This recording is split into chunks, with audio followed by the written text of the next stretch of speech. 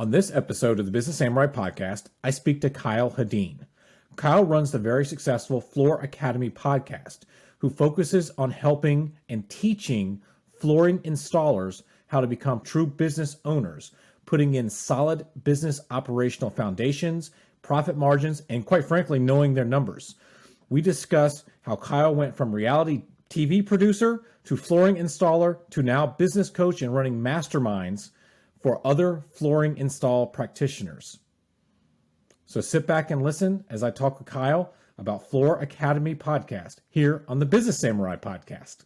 Do you enjoy talking business? Do you enjoy reading about business? Do you geek out over the entrepreneurial journey? If so, then you are in the right spot. The Business Samurai podcast brings you the stories told by the people themselves. You'll be immersed in a wide variety of industries, from venture capital to gourmet popcorn, learning how to be a better leader, or the personalities behind solving the broadband crisis. At the Business Samurai, we believe it takes a wide variety of skill sets and experiences to be successful in business and life. Our aim is to not only entertain, but educate, for you to recognize how successful tactics and motivations in one industry can help propel you forward in your own unique business. Sit back, enjoy, and welcome to the Business Samurai podcast. I am your host, John Barker. All right, Kyle, appreciate you being here. I want to really dive into you are one of the people that are very niched into a specific area. I've only had a couple people that were really super targeted with what you do in the flooring piece of construction and remodeling. So just briefly, how did you get to the point now where you're coaching other people to run the business in flooring, and a little bit of the backstory? Yeah, thanks. You know what? Thanks, John, just for having me on. I appreciate the chance to come and speak with your audience. I'm Kyle Hedin, so I run a company called Illustrious Hardwoods in Mesa, Arizona, and that's my installation company. I also host the Floor Academy podcast. And how that developed was really, I was in a bunch of online groups with different flooring installers, and everyone was always discussing the money. What should I charge? How do I charge? How do I do this? All these different little business aspects. And at the same time, I'm seeing that and participating in those conversations. I'm also out on my own as a newly formed contractor with an LLC, and look, I get how to do basic math, but I'd never had to do sales and marketing and all this other stuff. And so I was looking for books and podcasts to do it. And so I had found, you can find sales and marketing podcasts and leadership podcasts, and you can find all that stuff. It's really easy. But I typed flooring into the search bar one day and nothing came up. And so I was like, but what about me? Like this is my industry. Where do I get specific advice for me? And so the crazy part is that my former life, I worked in reality television. So I went to film school for 3 years, and then I worked in reality television for about 7 years. And I went from being a production assistant on up to being a camera operator. And so I knew how the audio equipment worked. And I was like, well, I can do that. I'll do a podcast. I was like, there's got to be an audience. Like, if I'm looking for it, other people are. And it's evolved from there. And it was me. I interview anybody I can find that's talking about topics. Let me find other successful business men and women in my niche, and let's talk about it. What were your struggles? How did you get out of it? How do we properly bid a job? And I get outside that too. I've had my chiropractor on, and to talk about proper just stretching and body mechanics and things like that, why it's important. Sure. What else? I've had on a counselor, and we've talked about addiction and how to deal with those issues, just because I think a lot of times people get caught up on business, right? And you think it's all numbers, it's all back end stuff, it's systems, it's processes. Well, I disagree. That's a lot of it. But if you're not emotionally, mentally, and physically firing on all cylinders, I don't care how well the numbers are falling in place, something's going to fall apart. And so I try and look at a more holistic approach and start tackling some of those other subjects. Now, obviously, it's 90% business, because contractors are great with their hands, amazing artisans. Not a lot of them are great with numbers and time management and things like that. So we focus a lot there, but I do like to get outside the box and talk about some of those other topics.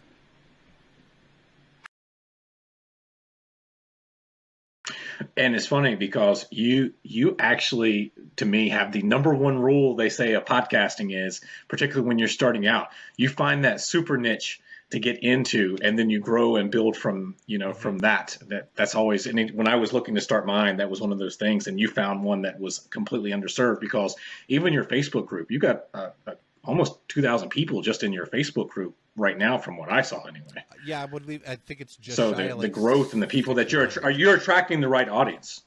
Slowly but surely, right? It's not a race. It's not a race. I can look back at the numbers, and it started with like 300 listens, and in like a month, and I was like, oh my gosh, I'm doing 300 listens, and then it's peaked out at like 5,000 right now, and I'm like, man, 5,000 people? Like, even I get it, like the way it's counted sometimes and stuff. So maybe it's really like 3,000 like individual listens to an episode or something like that. But that's a lot of people listening to your voice, right? Like, how many people get a chance to get on a stage and talk to 3,000 people? It's not a lot. And so I'm humbled, like, to be honest. It's amazing that you have to put in the time and the effort to build any brand, but it's been an awesome journey. It's super rewarding just to know that people reach out and be like, oh dude, this episode was amazing, like thank you so much, it really helped me like solve this problem I was having. So it is doing good, it is making a difference, and at the end of the day, that's all that really matters, is that this industry that, honestly, like, I came out of nowhere. Like I said, I was doing reality television and I got into flooring, and it opened its arms to me and took me in and lifted me up, and my life has never been better, and I don't think I've ever had better friends than the friends that I have right now within the flooring industry. And so, yeah, I have sponsors, I make some money, it's cool, but I would do it without them, because the industry has given me so much that, honestly, I can't not give back to it to help others receive what I've been able to receive from it.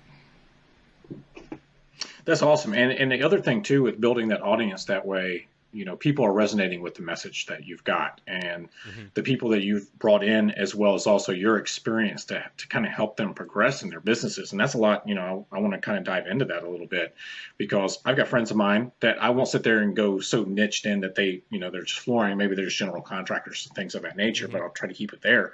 But when you're looking at the industry and you're trying to provide that value, when it comes to operating the business, what are the common issues when somebody first reaches out to you and say, oh man, these pieces of advice really helped me take my business to the next level? What are those things that you're starting to drive progress with? Honestly, it's funny how simple it really is. Know your numbers. And this goes for any business. This is the beauty about it, right? As I've niched into flooring, but somebody that runs a donut making shop could listen to my podcast and have takeaways from it. You just have to apply that lesson somewhere else. So I'm focused one area, but anybody can listen to it if they choose to. However, a lot of times with contractors, and I think most business owners, is they don't know their numbers. And that's really my simplest message. I took time on my Floor Academy podcast website. I have a spreadsheet under the files section. It's the business budget calculator. And honestly, it has like 30 categories in it that you can input numbers into, and it'll tell you what you should be, like, what your revenue needs to be per day, right? It'll ask you, the first question is, how many days a year do you want to work? Well, I think a lot of people look at a calendar and they say, I want to work 5 days a week. There's 52 weeks a year. That's 260 days. Okay, well, you're not going to work 200. Hold on. Right? 250 plus another 2 weeks. Yeah, 10. Yeah, 260 days. I know how to do math, I promise. Hold up. Know your numbers. Exactly.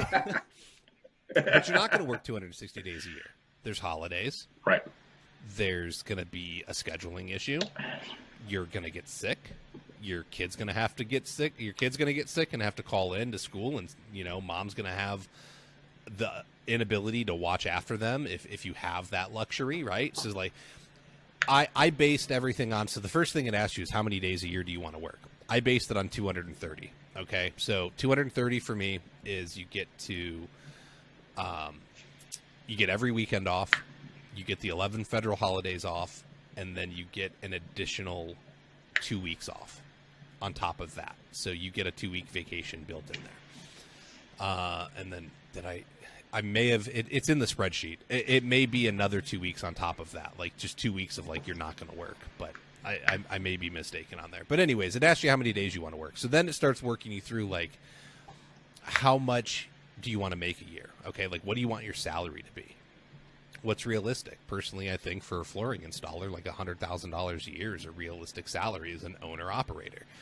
And then it'll start asking you, right? Like how much is your truck? How much is your laptop? How much are your tools? How many? And then it's going through all of it, right? Do you have a retail space that you're paying rent on? Insurances, all of it. It's all in there. If it's not in there, you can add a column or a row to it, and you can put in your own, little line item. It also asks you if it's taxable or not, right? So if it's a truck, right? Okay, so I want a truck, but I'm going to hold on to a truck for 5 years. Well, over that 5 years, I need to earn the money for that truck. So any money that's sitting in my account becomes taxed. So it'll ask you if that line item is taxable or not. So you just click yes or no, and it'll automatically calculate out the rest. So you get down to the bottom of the spreadsheet, you filled it all in, you tell it how long you want things to be in service, you tell it how much they cost, and it tells you a per day rate. Okay, so let's say it spits out $600. All right, so you need to make $600 in revenue per day in order to cover your taxes, insurance, overhead, your personal pay, all that fun stuff. The last question it asks, this is where everybody makes a mistake. How much profit do you want to make? Because nobody included profit yet. You've only covered your expenses. I think a lot of times people think that they're the owner of their company, right? I own the company. The company's me. And so my pay is the profit. No. The company is above you. You are an employee of your company. Even though you own it, it is the higher authority. And so now you get paid for working in your company. And then as the reward for taking all of the risk, you receive profit at the end. I like to say a healthy company, you should be minimum 10% net. So if you're doing $1 million in revenue, you should be walking away with $100,000 in profit. And if your salary is $100,000, that means you're making $200,000 a year running this company, right? But you have to make profit. And so that's why it's the last question asked. People don't often realize that it needs to be there. And then it spits out a new number at you of, oh, well, you want that much profit? Well, you went from $600 a day. You now need $900 a day. But whatever that circumstance is, right? And so then you can, let's say you start getting into employees and whatnot. There's another side of the spreadsheet that I think helps figure out how much, what the employee labor burden is. And so for me personally, I think employees, if they're in a labor-based industry, okay, this is how I look at it. If you can give me $800 in labor a day, I'm willing to pay you a total of $400. So I'll make a 50% margin on you. And that's what I get for the risk, but that also covers the overhead, the tools, all the things that you got during the day to be able to do the job successfully as my employee, and then you get to walk away with the compensation. So you can start. No, that all. Well, I was going to say, so as you grow, right, you can start looking at that other side of the spreadsheet, and you can find a way to work it into the first side so that you can start figuring out better numbers. Yeah, and the way you've led into that with knowing the numbers is something that got a bunch of subset questions too there. But totally agree, because I would see people that, maybe they were making, $25 an hour, then they for an employee, and then they would go, oh, I'm going to go start out and I'm going to go make $25 an hour. I'm going to go charge them because that's what I was making. And it's like, you're going to be in business if you can find somebody about 3 seconds. Correct. because, of what everything's going to get eaten into there. You got to do those more advanced calculations. But how many in this, again, a little familiar with, got some friends of mine that work in various aspects of the construction field. How many people are trying to elevate themselves from being the practitioners, being the person sitting there on their hands and knees, installing vinyl floor, installing tile floor, installing hardwood floor, to versus going and elevating up to become the business owner, that they're going and bidding the jobs, they're running the teams, they want to get maybe multi-projects at a time, and finding those. Because my experience has been, and even friends I know have yet to be able to get beyond themselves as the ones with hands-on, with the hammer, drill, saw, whatever else is involved with that. So it's an interesting problem, I think, within the flooring industry. When you look at other trades, you go look at painters, electricians, plumbers, drywallers. Excuse me. You either work for a large company that'll tell you where to go every day, right? You get to be an employee and they just send you out. Or you run your own business and you advertise and you receive clients and you go and bid the jobs and work with it, or you work with a GC and you subcontract, okay? Flooring's interesting in that at one point the industry shifted and people no longer became employees and they were encouraged to become their own business, right? You can subcontract from us. So there are giant workrooms. You can look at a lot of the big box stores. There's the one with the big orange logo or the one with the big blue logo in America. You can go look at one of those, and they will have they'll sell flooring and they sell installs, but they subcontract that out to a very large company in the area, and then that company subcontracts it out again. So they don't even do their own in-house install. So it gets subcontracted twice, which is now playing with the numbers really bad. And so slice off the top. Exactly. You're getting your knees cut off before you even get started. But one of the biggest problems is that there are a ton of guys that subcontract work through these giant workrooms, right? They show up, they get handed an invoice, they get told to go do it. The pay's not high enough for them to actually make profit without doing volume. So corners get cut, which means we're not taking the time to prep it. We're installing fast. We're not doing as good of work that we should, but we feel like we're making money. Those guys don't even know they're running a business because they say, "Oh, I'm just a subcontractor." Did you have to open up an LLC? Right. Did you have, in my state, you have to get a license to be a flooring contractor.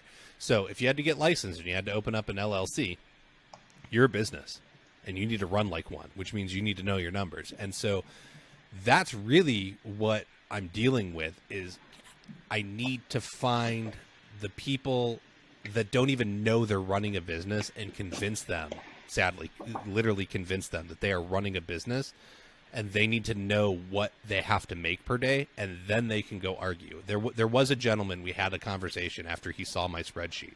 He went to the owner of his retail shop and he was like, "Look, I filled this all out. Like, I'm not making enough money. Like, you have to pay us more."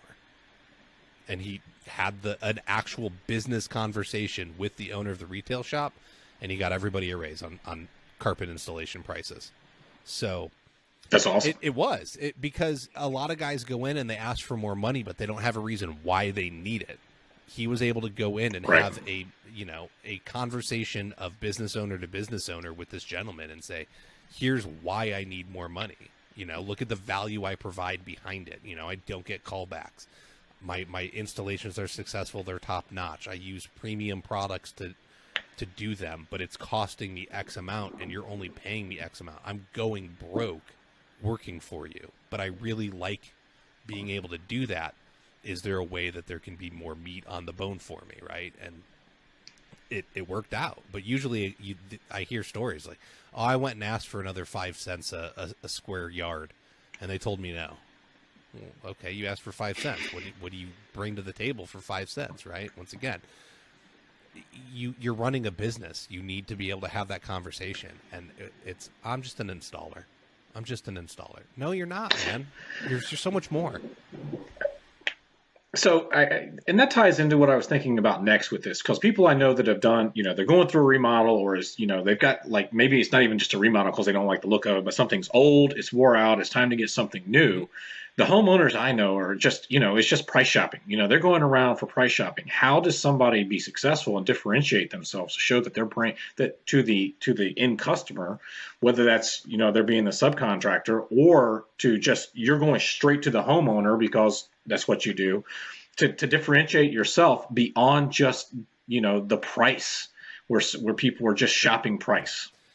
The easiest way I found is, one, I only do residential remodel.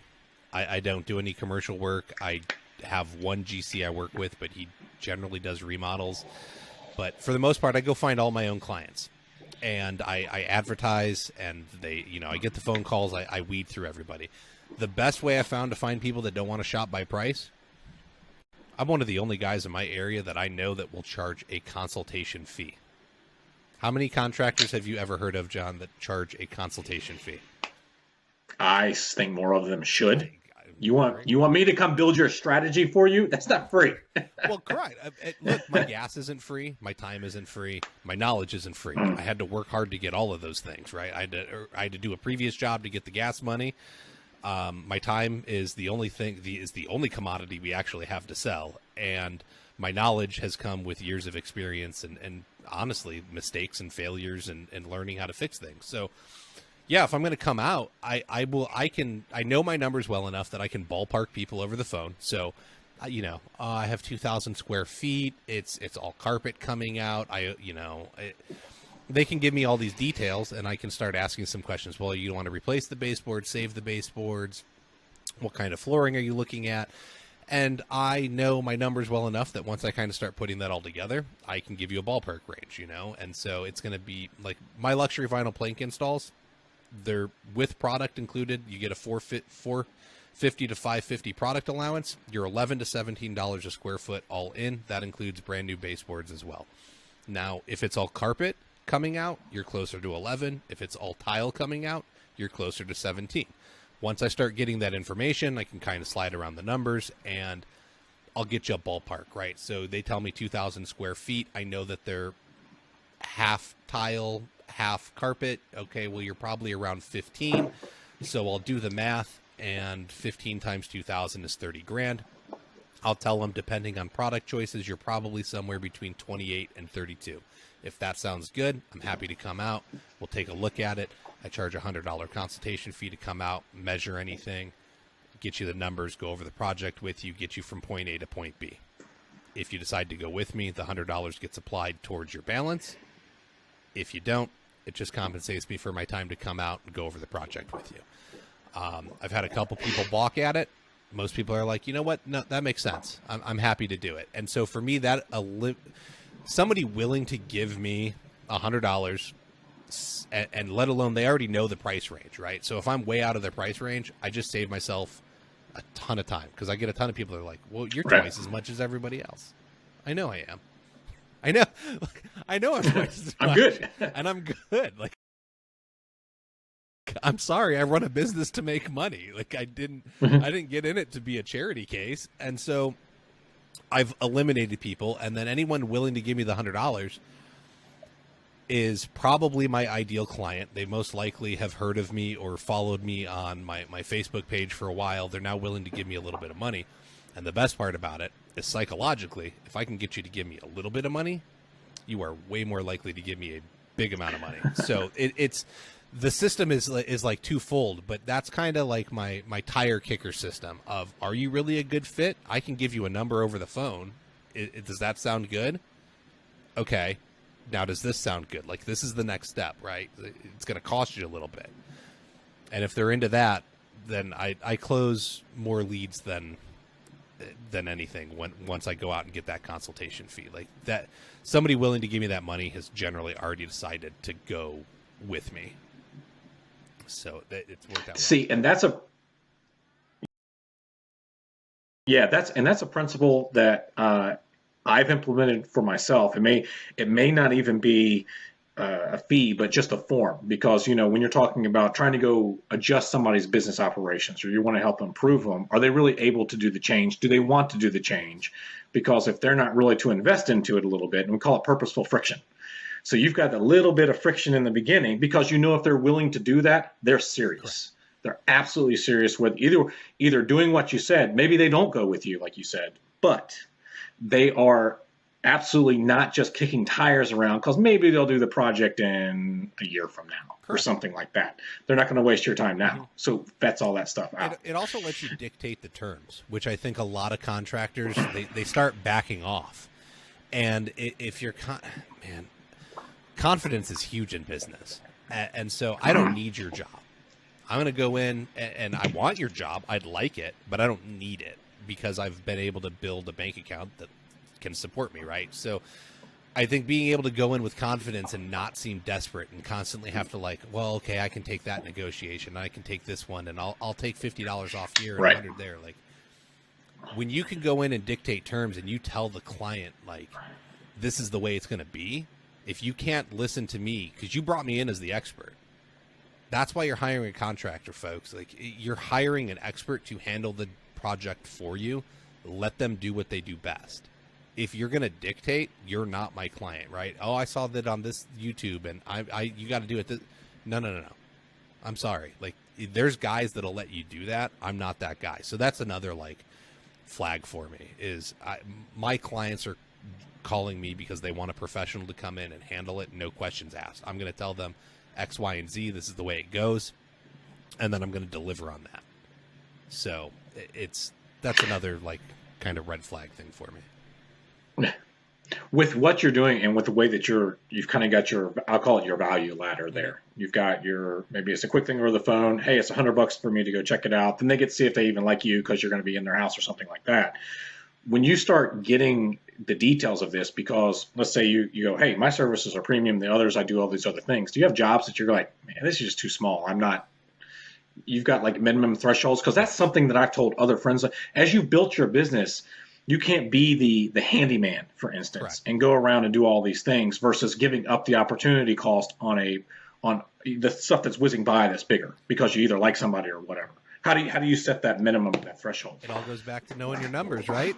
So at the very beginning, right, I talked about my spreadsheet. My number, $1,000 per day in labor. Well, yes, that's it. I need $1,000 in labor. If I sell materials, that's bonus money to me. I try and base my entire business off of labor because it is a labor-based business. So I need $1,000. So if you call me and you've got, a little tiny bathroom that you want to do, I'm sorry that it's only 40 square feet. It's $1,000. We can throw something else on. Do you need a repair somewhere else in your house or I'll try and work with people, but it's rare that I get two people wanting a repair that I can stack on top of each other so that I could do 500 and 500. So I'm sorry, it's $1,000 and I get it. It's expensive. They may not go with me, but I have had people go with me and they're like, I can't believe how much you want. I was like, look, there's a $5,000 trailer with $20,000 of tools in it. There's 7 years of experience. There's the insurance. There's the overhead. What happens if I reset your toilet improperly and it leaks and ruins this whole thing? I have to come back and redo it again out of my pocket. You start looking at it and that price, it's not so high. So you got to know where you have to be at. And that's your number. It's not that I don't want your small job. It's that, once again, I'm running a business, and I'm running a business to be profitable. I wanted to be able to take the risk to get the reward, and I'm going to make sure that I get the reward. If I go and do a bunch of charity cases, and if my overhead is $500 a day, can I go do that small job just to make the $500 and keep the business open? Yes, I can.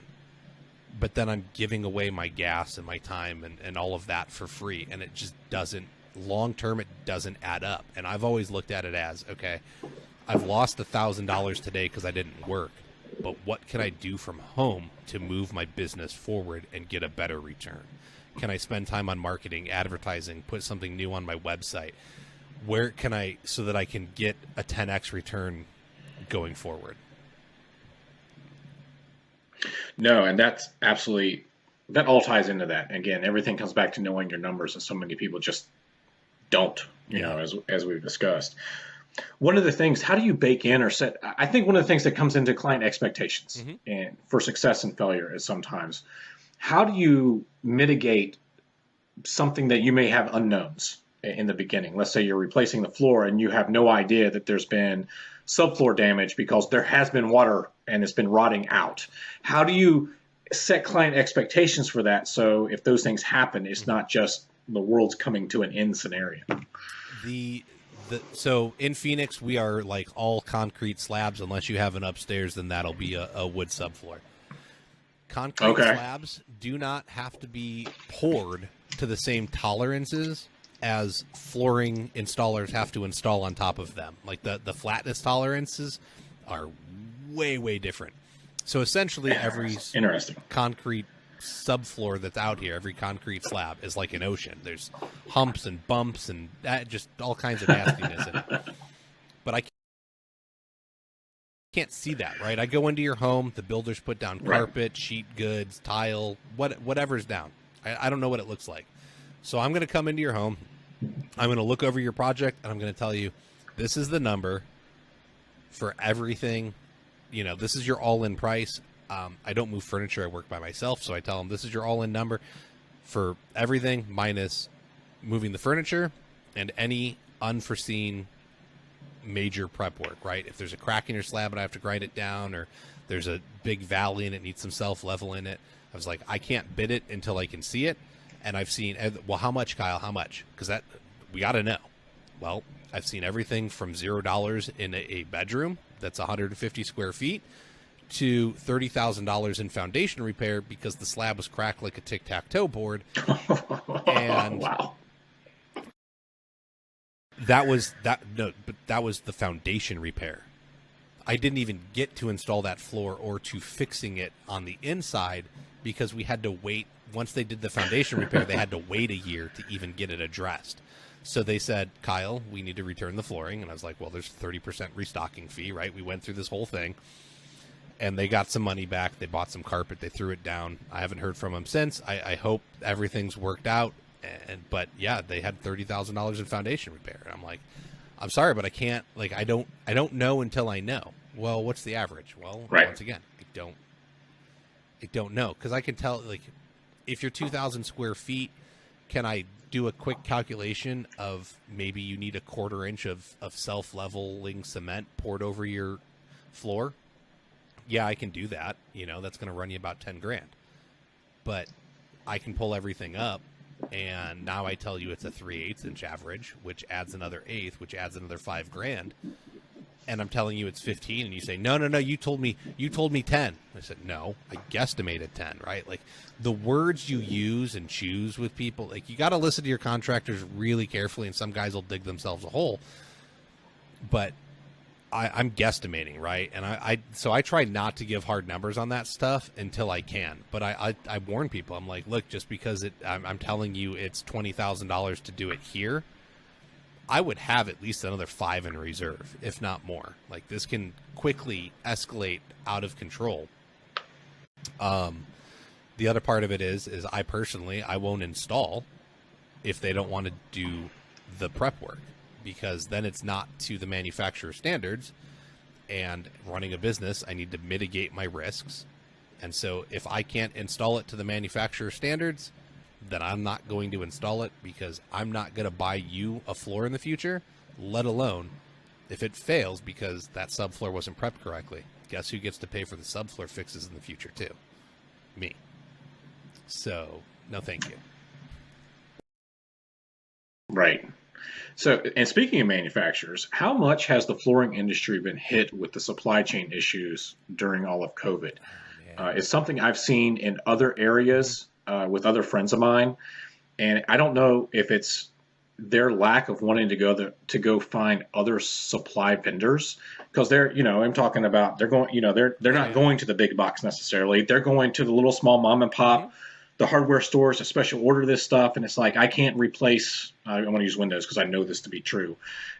It's 6 months to get a window in. How have you been affected that, and how do you tell other people to start shoring that up, because that's, if you can't get materials, you can't work. Oh, I mean, it's been so many things. I used to say my estimates were good for 30 days. My estimates are good for 7 now, because I don't know if a price increase is changing. Right? I've seen with the price of baseboards has doubled in the last year, from like where I would get them at my supplier at the wholesale cost. Like the prices have doubled, if not more.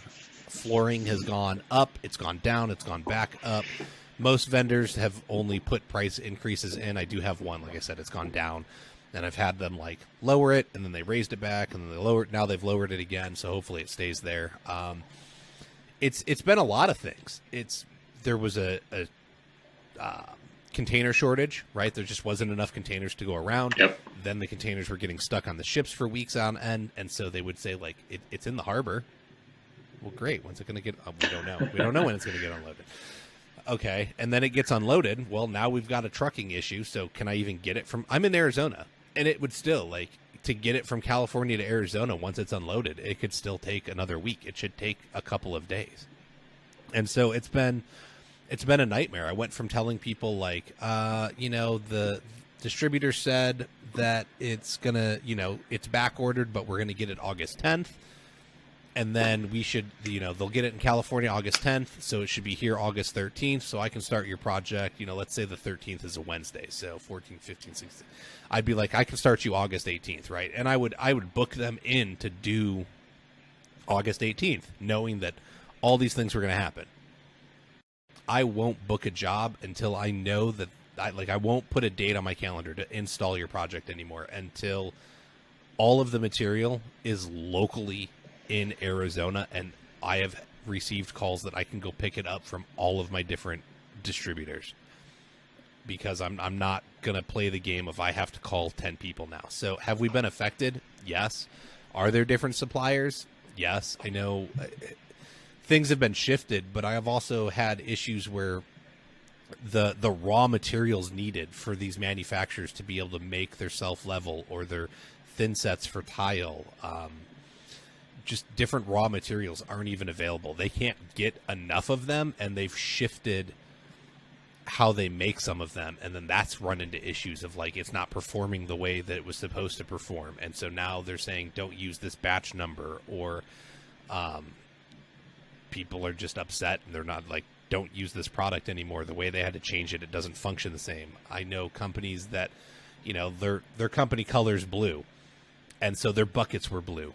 Well, they got white or green or pink buckets now to put their product in, because that's what they can get, and they don't care, because it's better to get you a product than no product.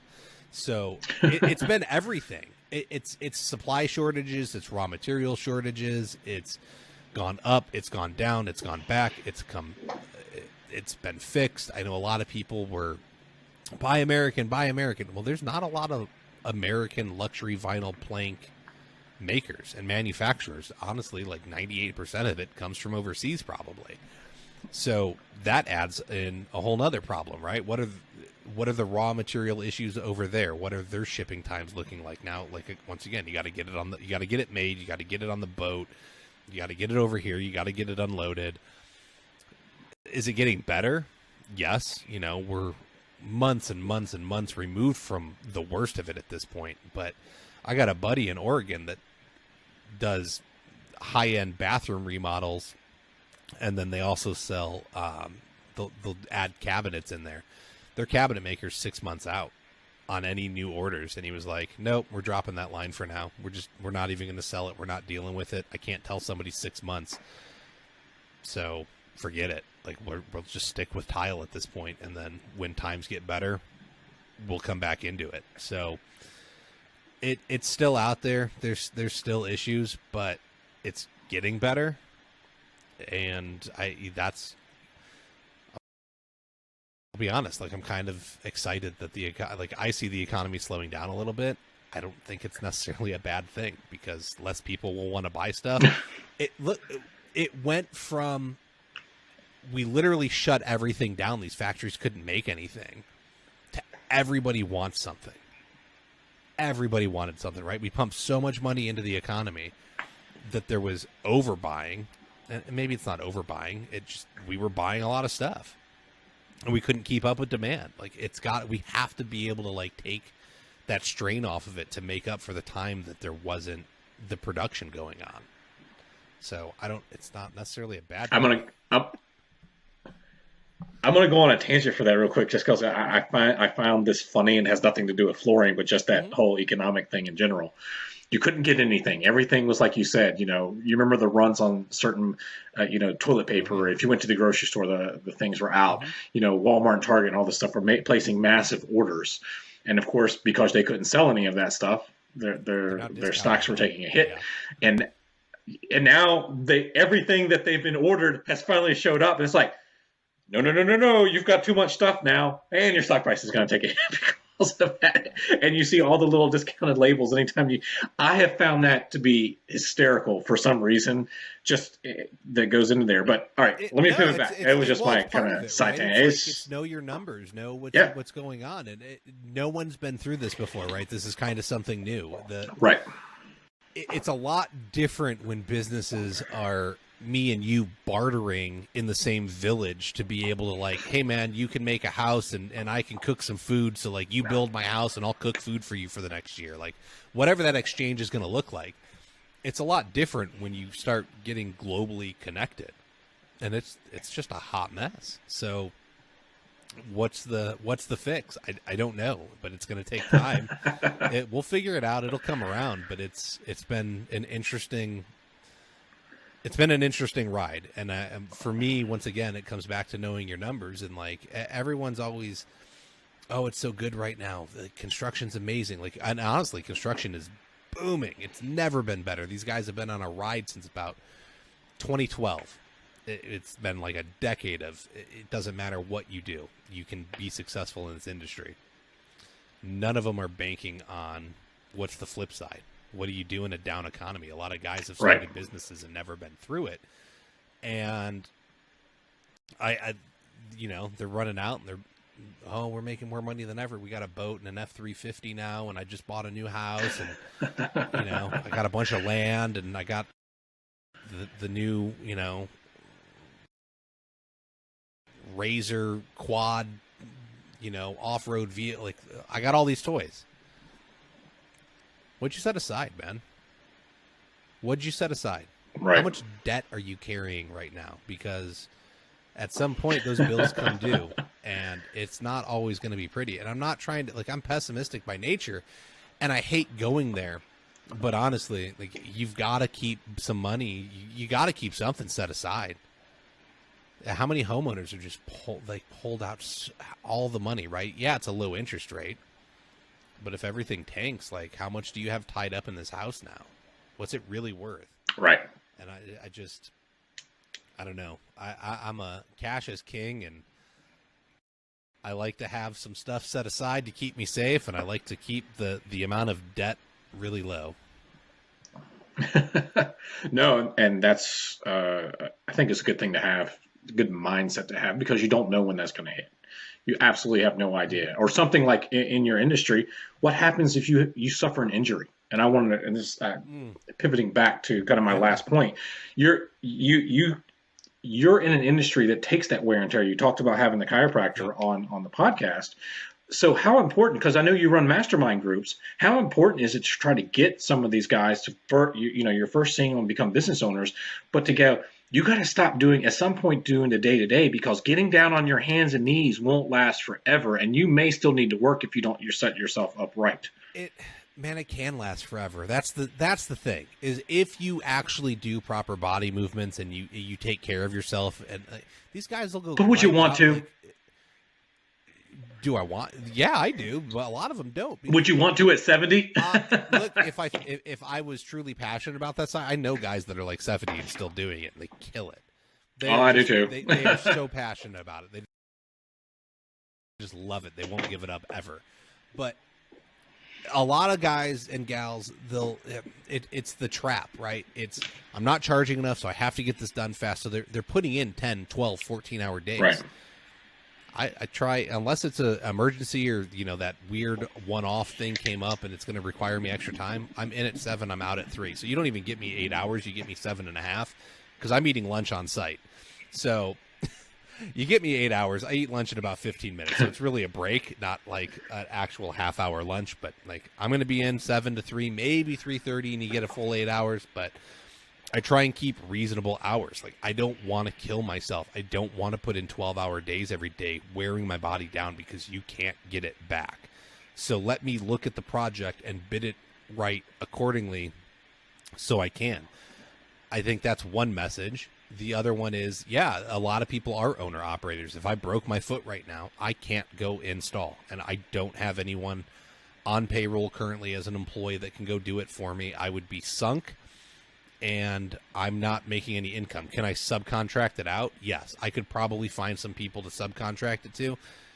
I'm really nervous about that, and it's the classic entrepreneur trap. Nobody's going to do it as good as me. How do I accept 80%? Because I give 110 and it's the best. So there's some hurdles there for a lot of people to jump over, and a lot of them can't ever jump over it. And that's some of the stuff that we get into with the mastermind groups that you brought up, was that I'm getting 5 owners together in a group, and we focus on actually growing your business. And it's, one person may be doing a couple million a year, and another one may be a owner operator like me and do 300,000 a year.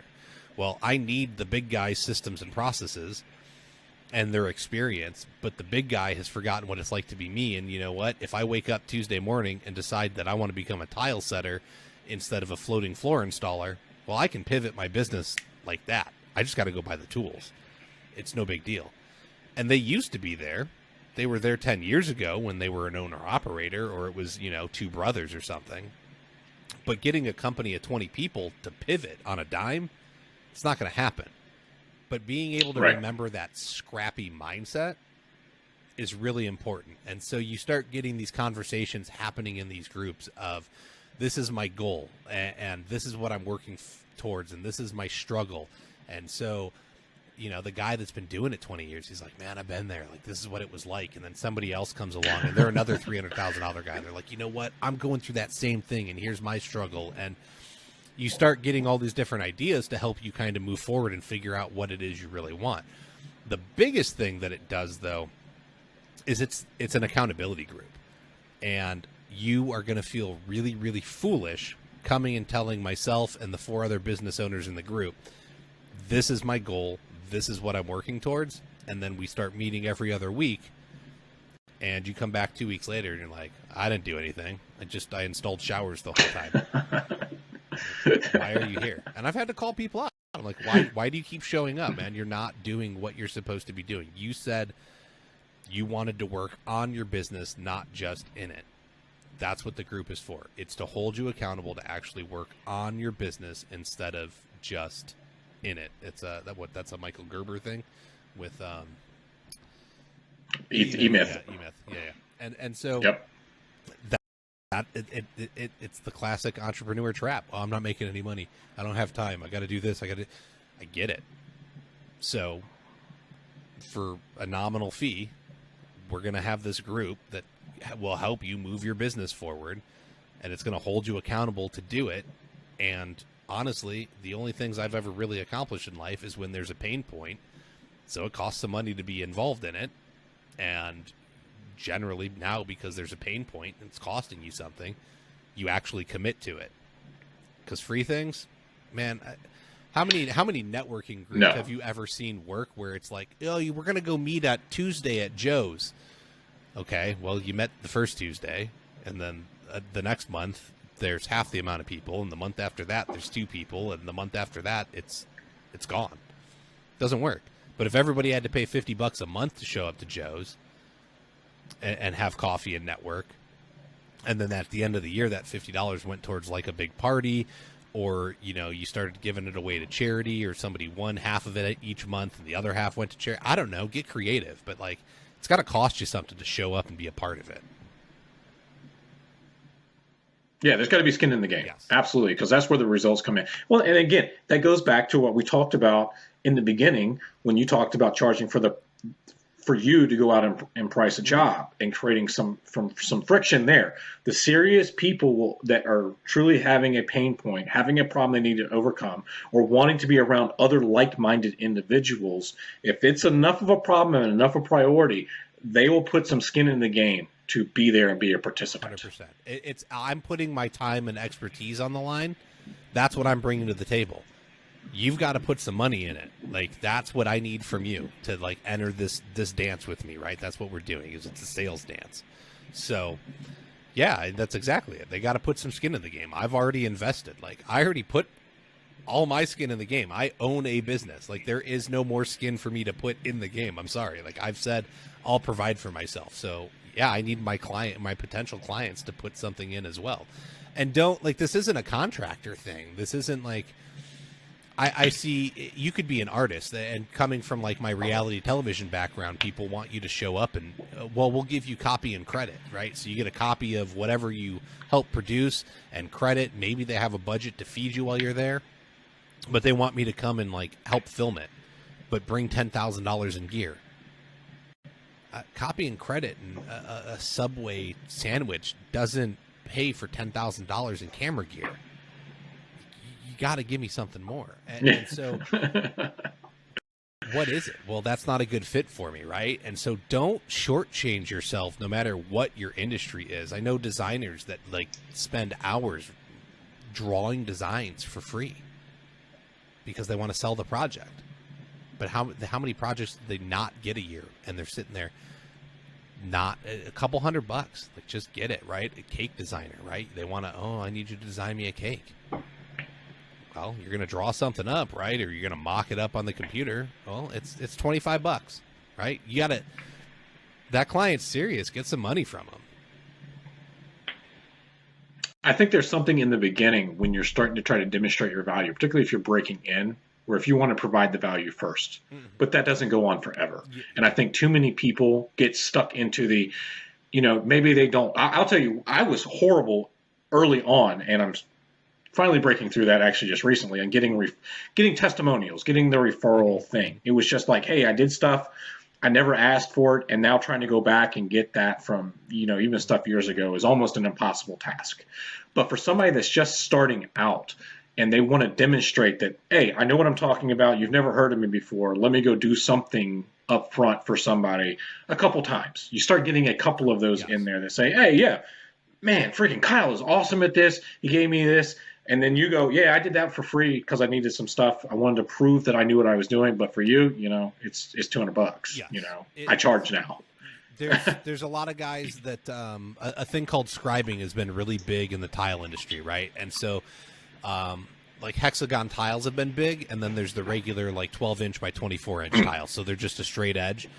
But somebody might want like the hexagon tiles down the middle through their like niche in their shower.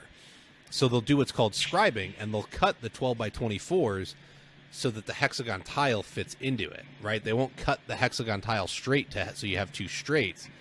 The hexagon tile will actually go outside of the like straight line that would have been for the 12 by 24, and it has the notch in it to fit in there. And so they'll scribe cut it. Or guys are single setting pebbles, and they're scribing to the pebbles with tile. And so it's just super detailed work and take hours, but they'll give the first one away for free, right? They'll convince a homeowner, hey, let me do this. And it's exactly that. Hey, let me do this. Now you have a marketing piece. You've shown proof of concept. Yep. So now you can sell it. And I've done that. A lot of luxury vinyl plank stairs. People just straight install them, right? They just click the planks together. The landing's done, whatever. I've found ways to play with it. I'll install it at a 45. I did that. I started selling those. I found a way. I started building borders, and then within the border, I would install it at a 45. And this is all with like flooring that's supposed to click together. So you're not supposed to be able to like cut it and put it together. It's not made to do that. I'm just making it do that, and then you glue it all down, and it's fine. So I had found ways to play with it and upgrade what you can do on a landing on your stairs. And I gave the first couple away for free. Yeah, I knew it was going to take me a couple extra hours. That's fine. Now I can, once again, here's the pretty picture. This would be a great spot for it. Do you want this up, Like, do you want this upsell? This is what I can do. Here's how much it costs. And it's worked every time. So yeah, you got to give some stuff away for free, but you can't do it forever. And you have to know what to give away for free and what needs to be charged for. You can't give away the fun. Absolutely. No, absolutely not. And that's what I don't want to see. I want to pivot to, as we in this last little bit, from the kind of the customer's perspective. Obviously you've been doing this long enough and work with enough people. You've got those stories, you've got those experiences. Mm-hmm. For somebody that's going out there and going, hey, it's time, man. I need to replace the flooring. What can they do to have a better experience up front for getting their own expectations aligned, mm-hmm. but make it easier for somebody like you to do your job and give the best possible quote, the best possible materials, everything that goes into something that's going to be quality that they're going to like for a long time. Okay. First and foremost, if you're in a state that has licensing for contracting, hire a licensed contractor. There is the state makes them have things in place. They will have to have insurance. They'll have to have a bond. If something goes wrong, there are you have recourse actions. It's going to be easier to sue them and recoup money as opposed to some states where anybody with a Chuck in a truck can come and install your floor. Well, you get the taillight warranty from Chuck in a truck, because as soon as his taillights are gone, his warranty is void, and you ain't ever getting any money back. Know what deposits look like. So, you always hear of people getting taken advantage of and, you ran off with my money. Once again, this is why you want to find a quality contractor that's been around for a while. If there's not licensing in your state, then you can't hire just any Tom, Dick, or Jerry. Like, find a business that's reputable and trustworthy, has been around for a while, because it can be scary to hand somebody a $10,000 check for materials. I get it, but I'll tell you from my side of it, I'm not paying for your $10,000 in materials. I'm not, and I have to pay at time of pickup. Can I put it on a credit card? Yes. Do I? Yes, I want the points, but I'm not coming out of pocket and risking your check bouncing. There's some good faith, right? I need some money to get you on the schedule and get your materials ordered, but I'm also now I'm putting you on the schedule and counting on the rest of that. So work with a reputable company so you don't have to worry about deposit checks. If you can, find a certified installer for what you're looking for. It's kind of the Wild West in the flooring industry, but there are industry organizations that provide certifications. There's certified flooring installers. There is the Ceramic Tile Education Foundation, which provides the certified tile installer. There is the National Wood Flooring Association for hardwood guys. They offer certifications in installation, sanding, and finishing. They do sales stuff for salespeople. There are certifications out there. If you can find somebody that has taken the time to invest in themselves, they are running a different business altogether, right? They are willing to lose work for a week, spend money on plane and travel and all kinds of stuff. That's the kind of person that I want to work with, is somebody that's taken time to invest in themselves in this industry. Because a lot of times you hear construction workers say, I've been doing it 20 years. I've never had a problem. I'll tell you what, I've only been in this industry 7 years. I've seen it change a whole heck of a lot. And I don't do it the way I did it 7 years ago. So if the guy's telling you he's been doing it 20 years and don't worry about it, that's not the guy. That's not the guy for me. I've been doing it 20 years and I use, materials have changed and I'm up to date on what's going on. So you can vet some people that way, right? Tile has a huge rate of failure and showers failing and stuff. Ask your contractor, if you're having tile work done, do you know what the TCNA handbook is? It's the Tile Council of North America handbook. It's like, I don't have it up here. It's like this thick. And that's who comes up with the rules and regulations for how tile should be installed in every circumstance, on a wall, on a floor, in a steam shower, how, what kind of trowel needs to be used for what size tile, how thick do moisture barriers need to be. It's got everything in it, right? So a guy that's familiar with that, probably the guy I trust to go in, as opposed to the guy that just goes and buys whatever materials are readily available at the box store and throws something together. Ask questions, right? Like, can they actually tell me what the steps for the project are? Do they spend time with me in my home, building a relationship, learning what my problems are? Are we walking through the project and they understand what step A, step B, step C is? Are they bringing me through that process? Or do they walk in, they measure it, they scribble something on a napkin, and they hand it to me, and I get to call them back? I don't like the guys that scribble stuff on napkins and just in and out and measure. I'm the guy, I want to come in. I'll spend an hour at a job that's 400 square feet. I can measure it in 15 minutes or less. It's 45 minutes of me trying to solve your problem and figure out what exactly is going to make this the best experience for you. And, probably of most importance, do you feel comfortable with them in your house? Because if you don't feel comfortable with them in your house, don't have them come do the work. Like, this person may be in your house one day, a week. I've been on projects 3 weeks before, right? I'm in there. I'm interacting with your dog. I'm interacting with your kids in the morning when they're coming down for breakfast before school, and I'm getting to know them and having fun. Like, you have to trust this person in your house. Do you feel safe leaving? I've been given keys. Here's the keys. We'll be back on, we're on vacation. We'll be back in 2 weeks. When you wrap up, we'll go over the job and take care of it, right? So you have to be comfortable with who they are. And I think lastly, a lot of people think like a guy like me will show up, and I make it a point to sell my company because it is unique, right? I'm the guy. You got me on the phone.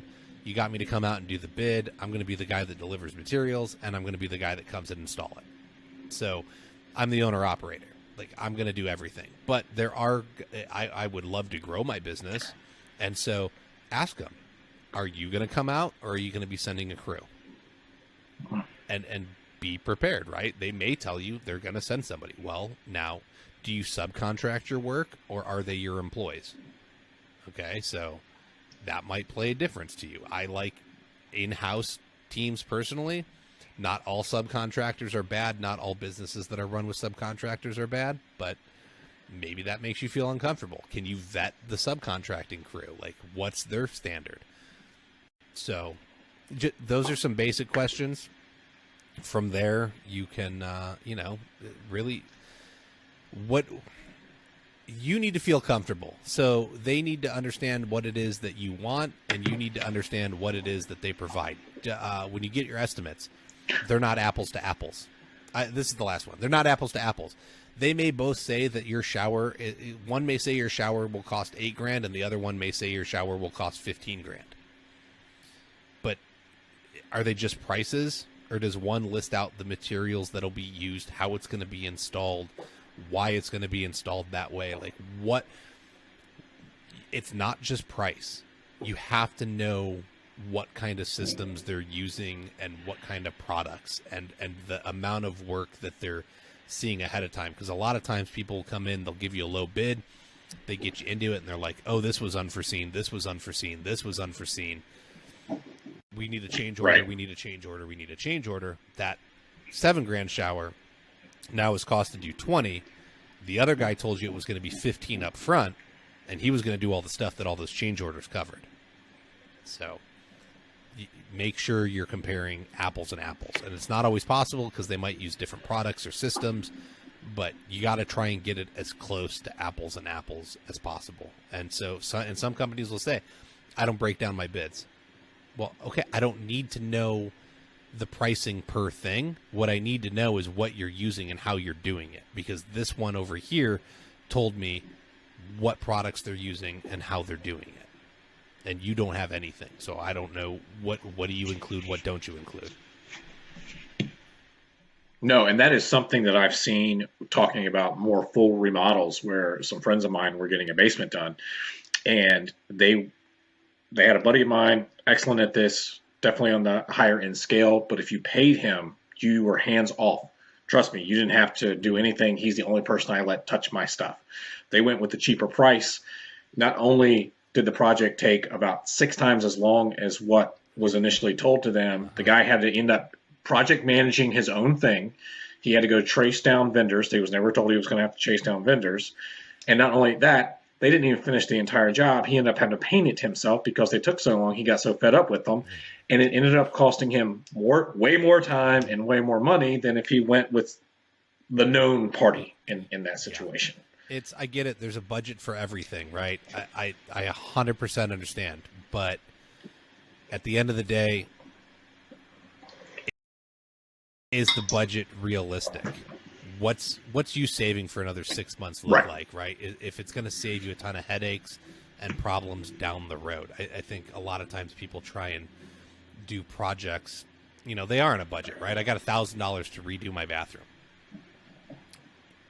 You ain't getting a bathroom done for $1,000 unless you just switch up and doing paint. Right. There's no way you're getting a shower. Here's a shower curtain and a mirror. Correct. So do some research, try and find out realistic budgets. Don't get your budgets from the cable stations with the home improvement shows. Those are not real budgets. I promise you. Don't do that. All right, I got a story. You triggered a story when you were talking about comfortable in your house. Okay. That's going to lead into a question regarding all the shows by the time I get done. So we're in our second new home, brand new construction home. But in our first one, we had all kinds of trouble with it. If you name it, if there was a vendor involved with it, it broke or didn't work, including flooring. We, no kidding, had vinyl flooring in the kitchen that split within 3 weeks at the seams. So they kept sending the crew out to try to stretch it, repair it, whatever. They ended up putting 3 floors on top of it, just putting the same vinyl, even in the same location. They didn't even move the seams around. And no kidding, within like a few days, the seams would just start breaking apart. Well, what's funny about the uncomfortable thing, I'm sitting there, and it was the guy they were sending out. That was, again, it was probably a subcontractor of a subcontractor of a subcontractor. Is, you're very much in that situation. This guy shows up to the house. I'll never forget this. And I think we had the floor looked at or repaired. I used to have a journal because of how bad the house was, just top to bottom. Probably 15 times that they were out looking at the floor, because I even had the manufacturer drive down from Philadelphia to look at their floor. This guy showed up, no kidding, with a tinfoil hat. He had a tinfoil hat with a straw brim that went around it, but the center part that fits on your head, like the hat I'm wearing right now, was completely tinfoil. The funny thing was, we also had trouble with shutters. Who has trouble with shutters? But we had trouble with shutters. He was also the shutter repair guy, because I will never forget the guy. He spoke no English, and he would show up with just a work order in his tinfoil hat every single time. And I'm like, what is going on here? And why is this guy showing up for every repair in the house? But during all that, we finally go through all the flooring repair. They ended up just giving us money back. We ended up getting, I think, a $3,000 or $3,500 check. They were tired of dealing with it, and they were going to put in some stupid hardwood that was not going to, it was in the kitchen, was not going to work in the kitchen. Mm-hmm. So a buddy of mine, the one I was referenced before, comes out, and I said, hey man, can you put some tile in here? We need to get this. This floor looks awful. Every seam was just ripping apart. You were catching it with your foot. Dogs were catching it, all that kind of stuff. So he starts ripping, he gets the tile, starts doing it. And I did not realize when you start ripping the floor up, however they installed it, ripping the floor up only took a few minutes. It took like a day and a half to get all of the adhesive, all of whatever staples or whatever they were using in the floor scraped up to make the floor smooth. So how much has those cable shows, and I'm going to reference one, HGTV. I got a different story with that, but for a different day. We were almost on House Hunters, okay. Me and my wife. But how much do they gloss over and set the wrong expectation when they like, oh, we're going to do demo, and they do demo and a snap of the finger, when they're out there pulling up staples out of carpets that take 2 days to do that, and they make it look like it's going to take a minute, that they set that wrong expectation for people that binge watch that. Yes, it's It's going to be different. I can tell you that. It's going to depend a lot on the show and what processes they're showing. I also know from being in television that they will specifically pick tasks that are accomplishable in that amount of time because they only have so many days to shoot, right? So there's budgets Right. and we got to get it done in a set amount of time, and so we can only do X, Y, and Z. Some shows are more realistic than others, but most of it, none of it's accurate. Like they're having crews come in at night, working through the night to get things done. You don't see half of it. They're using materials that make things set up faster. But I also know that I have a friend who worked on a show, and they packed everything up. They were getting ready to leave, and the TV fell off the wall like as they were like pulling down the block, right? And the family's like calling, like, "Hey, it just fell off. We're done. Sorry, we're out. Like later." Because the work it's quick, right? It's done. Corners are cut for sure, and it's because we've got to get it to look pretty, not great. And that's I'm scared to go buy a house these days because I look at what the builders are putting out, and I don't trust the builders. But so many homes have been touched by home flippers, and they just put lipstick on a pig. They'll run to Home Depot or Lowe's. They buy, everything on the outside looks shiny and new and nice. But if they open up a wall, the electrical may not be done right, the plumbing may not be done right, but everybody only sees the outside appearance, and they're like, "Ooh, it's great. I need this." Well, that house might be 40 or 50 years old. Did anyone touch the electrical and plumbing? What's that really look like? I don't care about the shiny fixtures. I can do that myself. Like, I can make the house look nice. I can put paint on it, and I can put shiny fixtures everywhere and new face plates on the electrical outlets, and ooh, look, it's great.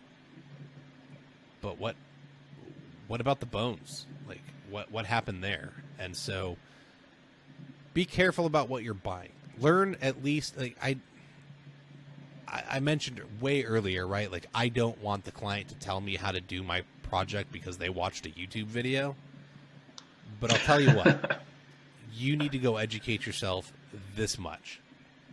Just that, like, just know a little bit so that you kind of know how the process goes and some of the terms, so you can at least say, "You know what, I don't understand what you're saying right now.